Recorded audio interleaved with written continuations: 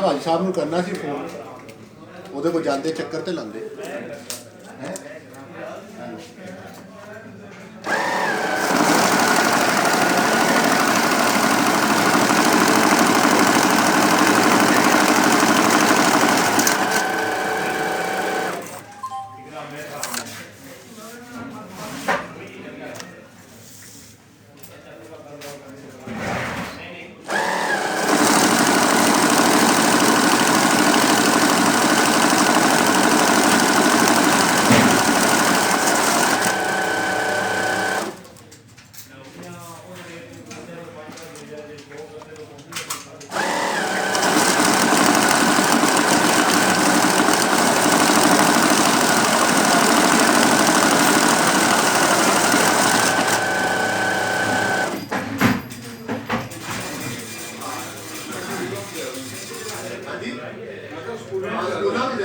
हफ्ते में जाना स्कूल वाले ने बच्चे